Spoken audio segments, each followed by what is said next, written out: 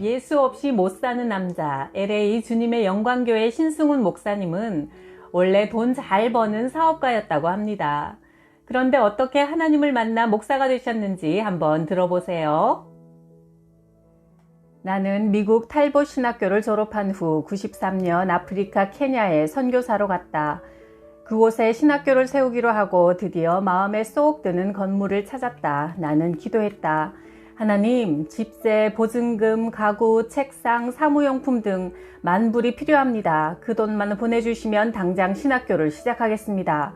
기도하다가 깜빡 잠이 들었는데 새벽 서너 시쯤 팩스 들어오는 소리에 잠이 깼다. 팩스를 받아본 나는 깜짝 놀라고 말았다. 미국에서 아프리카로 떠나오기 전 딱 2번 만난 홍 집사님이 보낸 팩스 내용은 이랬다. 선교사님, 제가 새벽 기도를 하는데 하나님께서 신 선교사님에게 만불을 보내라는 감동을 주셨습니다. 저는 지금까지 그런 큰 액수를 헌금해 본 적이 없어 깜짝 놀라 되물었죠. 하나님, 제게 만불이 어디 있습니까? 그러자 하나님께서 말씀하셨어요.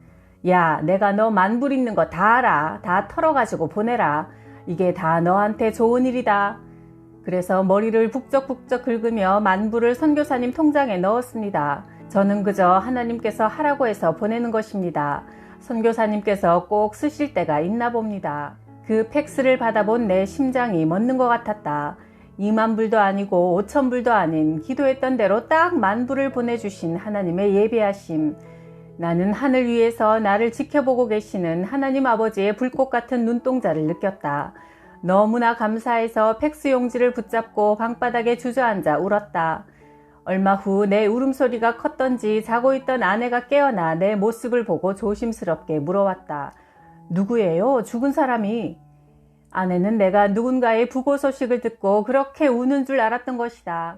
그렇게 하나님 말씀에 순종했던 홍 집사님은 후에 사업에 큰 복을 받아 1년에 선교 헌금만 100만 불, 10억 이상을 하는 장로님이 되셨다. 선교사 생활을 하는 동안 갑상선 기능 저하, 영양 실조, 귀에 이명 현상이 나타났다. 치료를 위해 한국행 비행기를 탔으면서도 내 머릿속은 이미 아프리카에 버려놓은 사역들에 대한 구상으로 꽉 차 있었다. 교회 신축공사, 신학교 공사 등 여러 사역들을 마무리 지으려면 6만 불, 7천만 원의 돈이 필요했다. 몸이 아파서 치료하러 가는데 그 많은 돈을 어디서 구하나? 그러고는 한국에 가서 진료를 받은 후 오 집사님이란 분을 만났다. 목사님, 선교비로 드립니다. 무작정 돈을 내미는 봉투를 받고 보니 5만 불이라는 큰 액수였다. 아니, 이렇게 돈을 많이 벌었습니까? 내 물음에 그분이 허허 웃으며 답하셨다. 아닙니다. 실은 사업 형편이 너무 안 좋아서 정말 힘든 상황입니다만 오히려 절박한 상황에서는 마지막 남은 거 다 끌어모아 하나님께 드리는 게 낫겠다 싶어서요. 목사님께서 기도 많이 해주세요. 그분이 믿음으로 주신 5만 불에다 여기저기서 예기치 않은 선교비가 보태져 아프리카로 돌아오는 비행기 안에서 나는 후원받은 선교비를 계산해보니 정확하게 6만 불이었다. 그리고 1년 후 오 집사님으로부터 연락이 왔다. 목소리는 잔뜩 들떠 있었다. 목사님, 이럴 줄 알았으면 그때 좀 더 드릴 걸 그랬어요. 주님께 드린 금액에 꼭 10배를 벌게 해주셨어요. 한 해 동안 지난 10년간보다 더 많이 벌었답니다. 허허. 나는 며칠 후 마사이 지역 오이티 마을에 도착했다. 내가 온다는 소식에 주민들이 많이 모여 있었다. 나를 열렬히 환영하는 그들에게 내가 말했다. 하나님의 큰 도우심을 받으려면 이곳에 교회를 세워야 합니다. 그러자 한 젊은이가 물었다. 하나님이 무엇을 할 수 있는데요? 하나님은 무엇이든 다 하실 수 있습니다. 그러면 비가 오게 해주세요. 지난 3년 반이나 오지 않았습니다. 그 말을 듣는 순간 나는 아차 싶었다. 가슴이 철렁 내려앉았다. 3년 반이나 비가 안 왔다고? 내가 엘리야냐? 나는 기가 막혔지만 이미 사태는 엎질러진 물이었다. 그래, 한번 해보자. 하나님께서 도우실 것이다. 나는 그들에게 태연한 척 말했다. 자, 나를 따라하세요. 하나님, 비를 주세요. 내 말을 따라 그들 모두 힘껏 외쳤다. 하나님, 비를 주세요. 나는 그 말을 한국어로 했다가 영어로 했다가 스와힐리어 그리고 마사이어로 하기를 100번 넘게 외쳤다. 그렇게 기도했지만 하늘은 파랗기만 했다. 그러나 흔들리지 않는 표정으로 그들에게 말했다. 7밤 자고 북을 치면 이 나무 아래로 다시 모이세요. 일주일 내내 마음을 졸이며 기도하던 나는 일주일 후 다시 그 지역으로 가면서 스스로 물었다. 과연 비가 왔을까? 차를 몰고 가면서 풀들을 유심히 살펴보았다. 그런데 야속한 풀들은 비를 맞지 못해 누렇게 떠 있었다. 실망감을 감출 길 없었다. 하나님, 비가 안 왔으면 교회 못 세웁니다. 이제 제가 가서 무슨 말을 합니까? 나는 못 갑니다. 하나님이 대신 가세요. 잔뜩 불편한 마음을 토로하며 운전하던 순간 내 눈을 의심하지 않을 수 없는 일이 벌어져 있었다. 마을 입구에서 보니 내가 갔던 그 오이티라는 마을만 초록색으로 빛나고 있는 게 아닌가. 비가 온 것이다. 마을의 풀과 나무들이 쏟아진 비를 머금고 초록의 향연을 마음껏 뽐내고 있었다. 할렐루야! 하나님 감사합니다! 눈물나게 감사한 순간이었다. 그런데 비가 얼마나 많이 왔던지 내 차가 그만 진창에 빠져버렸다. 하나님, 비를 주시려면 적당히 주셔야지. 이게 뭡니까? 그곳은 마을에서 4km쯤 떨어진 초입 부분이라 사람들이 잘 다니지 않는 곳이었다. 그런데 갑자기 그 허허벌판에 마사이족 젊은 군인들이 앞에서 7명, 뒤에서 5명, 왼쪽에서 3명이 동시에 불쑥 튀어나오는 게 아닌가. 그들이 힘껏 차를 밀어주어 내 차는 무사히 빠져나왔고 차를 한번 타보고 싶다는 그들 모두를 봉고차에 태우고 기세도 당당하게 7일 전에 약속한 나무 밑으로 갔다. 그곳에는 마사이족 사람들이 7일 전보다 훨씬 많이 모여 나를 기다리고 있었다. 그중 노인 한 분이 감격스런 표정으로 말했다. 내 평생 이렇게 많은 비를 본 것은 처음이요. 나는 그들 모두가 모인 자리에서 복음을 전했고 그 후 그 지역에도 교회와 학교가 세워지게 되었다. 학교가 뭔지 잘 모르는 마사이족 가장들이 처음엔 여러 아내들 중 제일 안 좋아하는 아이를 학교에 보냈는데 점점 똑똑하게 바뀌자 나중에는 가장 사랑하는 부인의 아이를 학교에 보냈다는 재미있는 소리도 들었다. 지금은 100명 넘게 모여 공부하고 있다. 2년 뒤 그곳에서 20km 떨어진 에소이트 지역에서 주민들이 나를 찾아와 우리에게도 학교와 교회를 세워주세요 부탁했다. 오이티 마을에 교회가 세워진 지 2년 만에 오이티 사람들의 얼굴과 옷과 삶이 멋지게 바뀐 것을 보았기 때문이다. 아프리카에서 사역하던 어느 날 나는 갑자기 한국에 있을 때 좋아하던 팥빵과 양갱이 너무나 먹고 싶었다. 그러나 팥 자체가 없는 아프리카에서 어떻게 팥빵이나 양갱을 구하겠는가. 아, 양갱이나 팥빵 하나만 먹었으면 정말 좋겠다. 그 생각에 사로잡힌 채 일을 마치고 집으로 돌아온 나는 깜짝 놀라버렸다. 식탁 위에 양갱이 버젓이 놓여있는 게 아닌가. 너무 먹고 싶다 보니 헛것이 보이나? 그렇게 생각하며 식탁 위에 놓인 양갱을 만져보니 진짜였다. 아니, 어떻게 아프리카에 양갱이 있지? 더군다나 우리 집 식탁에? 아내는 그날 낮에 일본 친구가 다녀갔다고 했다. 그 친구 말이 신목사가 팥빵을 좋아해서 일본에 다녀올 때 팥을 한 대 가지고 와서 팥빵을 만들었다며 집에서 만든 팥빵 5개와 일본에서 사온 양갱 2개를 주고 갔다는 것이다. 세상에, 이럴 수가. 나는 팥빵을 하나 냠냠 먹고 양갱을 집어 입에 넣었다. 어떻게 아프리카에서 양갱을 먹게 되냐? 그러다 나는 너무 감격해서 울기 시작했다. 생각만 해도 응답하시는 좋으신 하나님. 주체 못하는 내 울음소리를 아내가 듣고 혹시 남자가 뭘 이런 걸 가지고 울어요? 할까봐 나는 방에 들어가 이불을 뒤집어 쓰고 통곡하며 울었다. 내 마음과 생각까지도 읽고 계시는 아버지의 사랑에 감격해서 펑펑 울었다. 한 번은 아내가 라면이 다 떨어지고 없네요 했다. 나는 그래? 하고 말았다. 아프리카에서 라면은 매우 귀한 음식이라 떨어졌으면 이제 다시 찾을 생각을 아예 하지 말아야 한다. 그런데 그 주간에 그 귀한 라면이 10박스나 들어왔다. 아프리카로 단기 선교원 팀이 3박스를 가져왔고 다른 선교사님이 또 2박스를 가지고 나를 찾아오셨으며 케냐에 사시는 교포가 1박스를 주셨고 또 다른 분이 하필 라면을 보내주셨다. 나는 그 주간에도 많이 울었다. 에베소서 3장 20절 말씀대로 하나님은 우리의 온갖 구하는 것이나 생각하는 것에 더 넘치도록 능히 주시는 그런 분이셨다. 예비하시는 하나님, 응답하시는 하나님을 나는 그렇게 아프리카에서 날마다 만나며 살아갔다. 어느 날 새벽에 신학교에서 전화가 걸려왔다. 빨리 오세요, 선교사님. 귀신이 나타났어요. 신학생들끼리 모여 새벽 예배를 드리는 도중 한 자매에게 들어있던 힘센 귀신이 드러났다는 것이다. 남자 3명이 맞아서 나가 떨어질 정도라 지금은 무서워서 아무도 접근을 못한다고 했다. 그러니까 선교사님이 빨리 오셔야 해요. 나는 매우 당황이 되었다. 나도 가서 귀신 들린 자매에게 한 방 맞아 나가 떨어지면 어떡하나? 내가 신학교 학장인데 잘못하다가 신학교 문을 닫게 되는 거 아닌가? 신학교가 엄청나게 부흥하더니 이대로 사역을 접어야 하는 건가? 생전 처음 겪는 귀신 소동에 별별 생각이 다 들었다. 온갖 불안과 걱정 속을 헤매던 내게 문득 이런 생각이 들었다. 예수 이름에 능력이 있다고 하셨으니 이번 기회에 한번 그 이름을 사용해보자.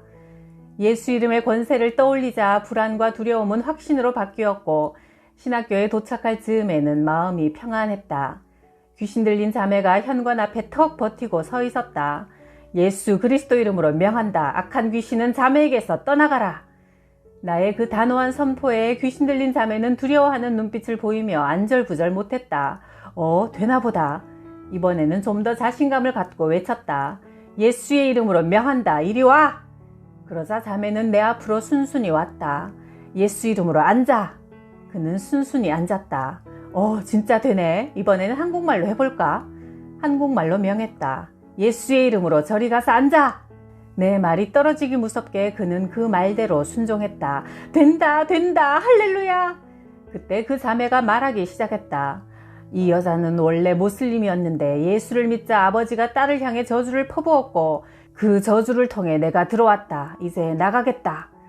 나는 자매의 머리에 손을 얹고 예수님의 이름으로 기도하고 그 자매를 축복했다. 그 후 건강을 회복한 자매는 주의 종이 되어 사역을 잘 감당하고 있다. 한 번은 어느 지역에서 집회를 하고 있는데 그 지역 무당이 사람들이 모인다는 새로운 교회 구경을 하러 왔다가 혼자 거품을 물고 쓰러졌다. 그 뒤로도 나는 이런 종류의 사건들을 많이 겪으면서 영적 세계의 비밀과 예수 이름의 권세가 얼마나 크고 놀라운지 경험할 수 있었다. 주님의 이름은 아프리카의 더러운 귀신들을 결박시켰고 굴복시켰다. 그 이름의 권세로 오지의 땅 아프리카에서는 하나님의 이름을 부르는 주의 백성들이 날로 늘어나고 있다. 나는 22살 때 군대 통합병원에서 유행성 출혈열 연구반에 근무했다. 죽은 사람들의 신상을 연구하는 일이라 죽은 군인들의 짐을 다 뒤져야 했다. 그러면 어떤 병사의 경우 자격증이 21개나 나왔다. 주판, 부기, 운전면허, 중장기 면허, 텔렉스, 태권도 3단, 합기도 3단 등 22살 나이에 21개의 자격증을 갖춘 청년의 삶을 상상하니 기가 막혔다. 어떤 자격증은 3년이나 걸려 땄다. 미래를 바라보며 너무나 열심히 살아왔던 청년이 어느 날 갑자기 죽고 말았다. 어떤 군인의 짐 속에는 온통 책밖에 없었다. 군대 생활 가운데서도 빨간 줄 파란 줄 그어가며 화학 공부를 했던 이 청년은 무엇을 위해 그토록 열심히 공부했던 것일까? 어떤 이의 일기에는 제대 후에 만날 애인에 대한 그리움이 가득 적혀 있었다. 분명한 것은 아무도 자신이 꽃다운 나이에 죽을 수 있다는 사실을 예상했거나 아는 이가 없었다는 거다. 죽음이 어느 순간인가 나를 삼킬 수 있다는 사실을 아무도 생각하지 않고 산다. 어떤 군인의 아버지는 죽은 아들을 바라보며 내게 이렇게 말했다. 얘가 지 인생을 살았나 내 인생을 살았나. 아들이 대학에 2번 떨어져서 삼수를 했어. 그때 아들은 공부보다 장사를 하고 싶다고 했고 나는 그런 말 하려면 너는 내 아들 아니다. 어찌됐든 대학에 들어간 후 이야기하자 했는데 이렇게 일찍 갈 줄 알았으면 지 원대로 장사를 시킬걸. 이 불쌍한 놈이 지 인생을 산 것인지 내 인생을 산 것인지. 이런 일들을 겪으며 나는 인생에 대한 고민에 빠졌다. 이토록 허무한 죽음으로 인생이 끝나는 것이라면 산다는 것 자체도 허무한 것 아닌가? 사람이 살고 죽는 것에 대해 교회만큼 많이 이야기하는 곳도 없다. 이 문제를 알아보기 위해 교회에 한번 나가볼까? 교회에 나가면 혹시 그 답을 찾을 수도 있지 않을까? 영적으로 너무나 갈급해 있던 어느 날 함께 보초를 서던 한 방위병이 신학생이라고 하기에 잘 됐다 싶어 질문을 던졌다. 기독교는 어떤 종교인가요? 그러자 이 신학생이란 사람이 이런 답을 했다. 종교는 다 똑같은 것입니다. 아무 차이도 없어요. 네? 그럼 불교나 유교나 기독교나 다 같은 겁니까? 네, 다 같은 거예요. 그럼 모든 종교 속에 다 진리가 있습니까? 뭐 진리가 있다기보다 착한 사람이 되기 위해 종교를 찾는 거죠. 신상병님처럼 착한 분은 굳이 종교를 가질 필요가 없어요. 그 말을 듣자 얼마나 허무하던지. 착하게 산들 죽어서 한 줌 죄로 남을 거라면 착하게 사는 게 다 무슨 소용이 있단 말인가. 신학생이란 사람이 저렇게 얘기하는 걸 보니 기독교에도 뭐 진리가 없나 보다. 그럼 도대체 어디 가서 이 죽음의 문제를 알아볼 수 있나? 아, 산다는 것은 너무나 불합리하다. 지금 생각하면 그 신학생이야말로 하나님을 만나지 못한 진짜 불쌍한 사람이었다. 예수 믿으십시오. 생명, 건강, 기쁨, 평안, 행복. 그분 안에는 당신이 바라는 모든 것이 준비되어 있습니다. 나는 고등학교 교사, 쪽집게 과외 강사를 하다가 결혼 뒤 미국으로 가서 큰 돈이나 한번 벌어보자 싶어 이민을 갔다. 81년 2월 미국 공항에 내리자마자 가게부터 보러 다녔다. 처음 손을 댄 분야는 전자 오락실 사업. 낯선 땅에서 처음 하는 사업임에도 벌이가 괜찮았다. 1, 2년 간격으로 가게를 하나씩 늘려갔는데 계속 짭짤한 수입이 났다. 800만원 자본을 미천 삼아 몇 년 뒤 70만 불, 8억을 벌었다. 나는 항상 적극적이고 긍정적인 내 성격이 그런 결과를 가져왔다고 당연하게 생각했다. 이민 초기에 친척이 끈질기게 교회에 나갈 것을 권유할 때도 이렇게 생각했다. 하나님이 있긴 어딨어. 그리고 하나님을 믿어야 천당에 간다는 말이 얼마나 황당한 얘기냐. 만약 천당과 지옥이 있다면 천당은 착한 순서로 가는 거지. 그렇다면 나야말로 1등으로 갈 사람이지. 어려서부터 마음이 약해서 불쌍한 사람을 보면 도와주지 않고는 못 베기는 내가 아닌가. 전도받을 때마다 이런 생각을 하던 나는 어느 날 문득 사업을 제대로 하려면 한인들이 많이 모이는 교회에 가서 좀 알아보자는 생각이 들었다. 나는 순전히 사업에 대한 욕심으로 교회에 발을 들여놓게 되었다.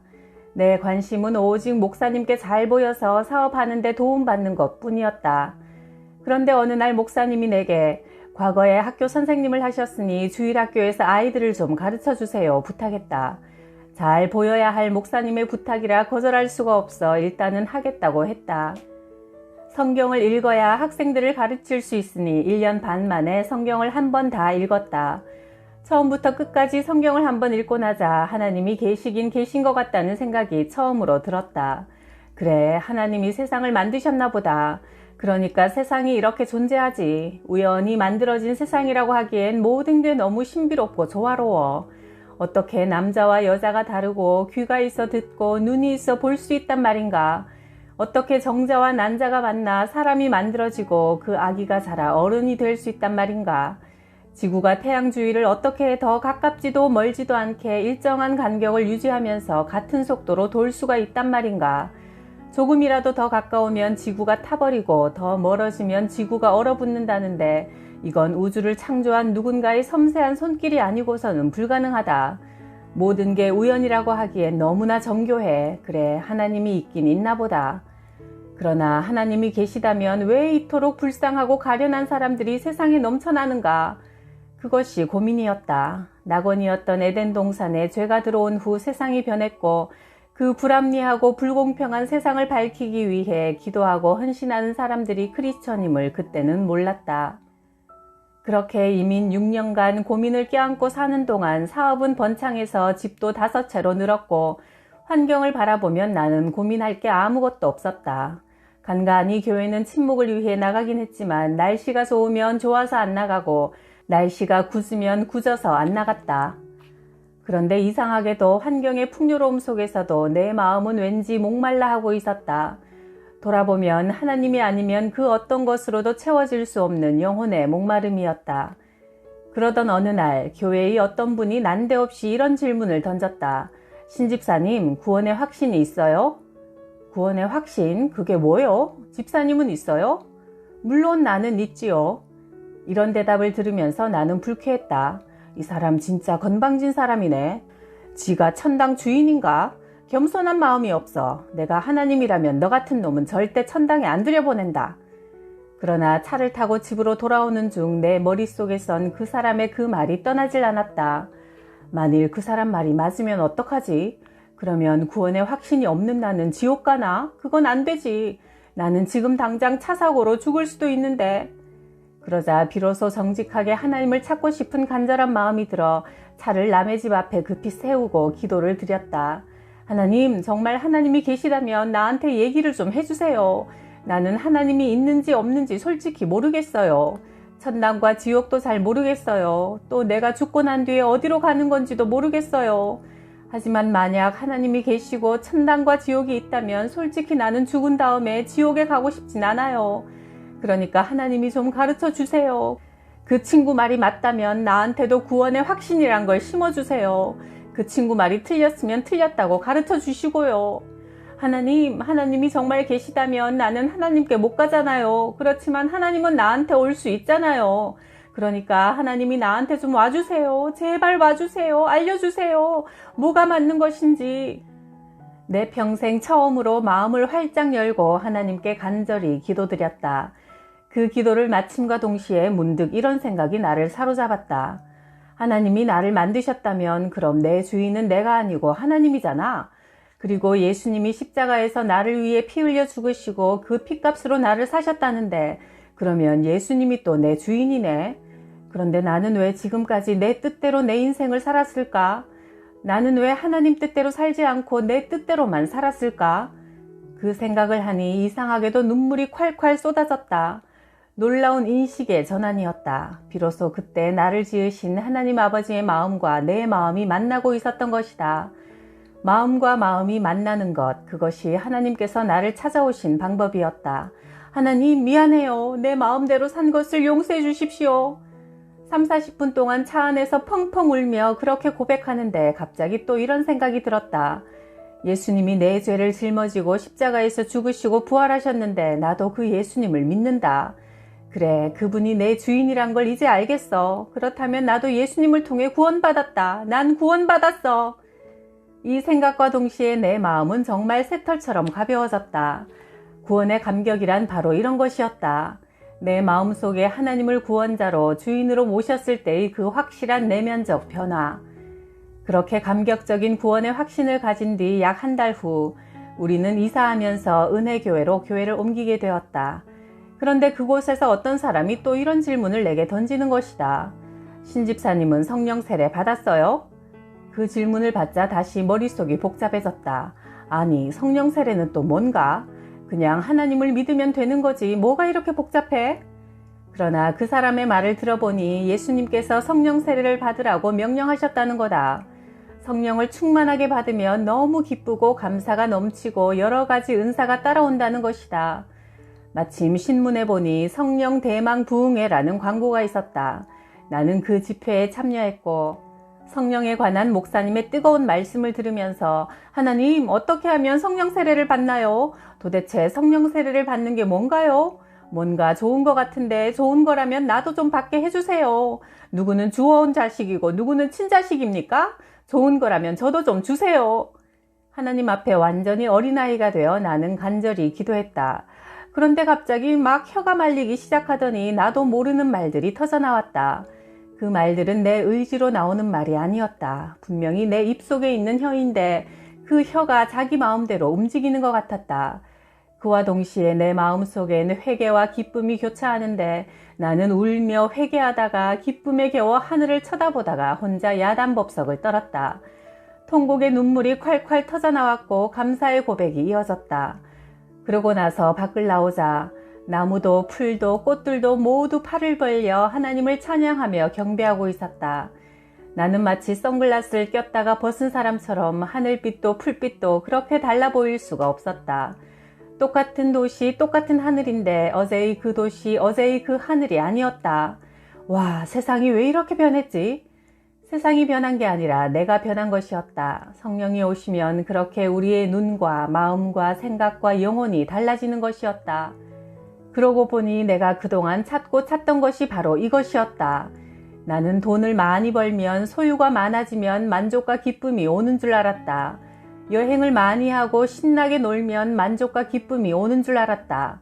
만족을 찾지 못해 술을 먹기도 하고 성공을 향해 혼신의 노력을 하기도 했지만 성령 세례를 받고 보니 내가 찾던 만족이 다름 아닌 하나님께 있었음을 알게 되었다. 나는 성령 세례를 받은 후 돈 버는 일에 더 이상 집착하지 않게 되었다. 물질만 보였던 내 눈에 영혼이 들어왔기 때문이다. 내가 입은 옷, 내가 가진 통장, 내가 가진 집이 진짜 내가 아니라 내 속사람인 내 영혼, 그것이 진짜 나의 모습임을 알게 되었다. 그러자 다른 사람들도 영혼으로 보이기 시작했다. 저 영혼이 천국에 갈지 지옥에 갈지 관심이 갔다. 사업하다가 사람을 만나도 전도, 퇴근 후에도 전도하는 일이 일상이 되었다.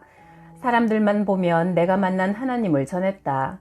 이 세상을 만드신 하나님께서 살아계시고 그 하나님이 보내신 예수 그리스도를 구원자로 믿어야 천국에 갈 수 있다고 때로는 5분, 때로는 5시간 동안 전했다.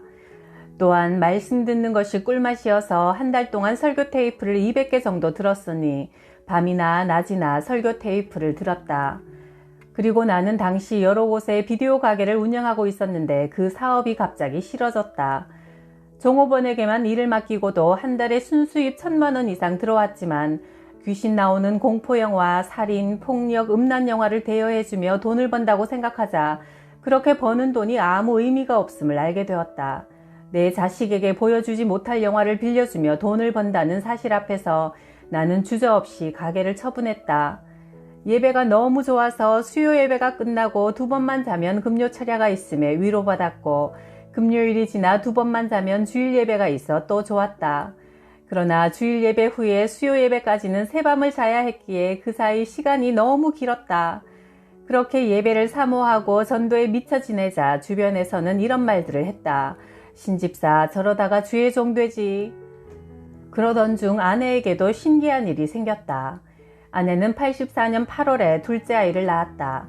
제왕절개 수술을 받았는데 미국 산부인과 의사는 수술 직후 산모에게 얼음이 든 오렌지 주스를 마시고 날씨가 더우니 샤워도 하라고 했다.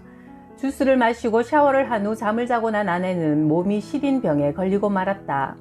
날이 아무리 더워도 살이 시리다며 긴 팔, 긴 바지, 양말을 신고 살았다. 의사를 찾아갔지만 병명도 못 찾았고 한약도 많이 먹어봤지만 효험이 없었다. 찬물이 몸에 닿으면 비명을 질러대며 온몸이 아파서 괴로워했다.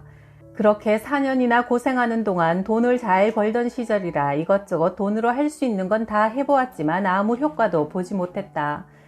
그런데 어느 날 부흥회에서 아내도 뜨거운 성령 체험을 했는데 어느 날 금요기도회를 마치고 나오면서 아내의 옷차림을 보고 깜짝 놀랐다.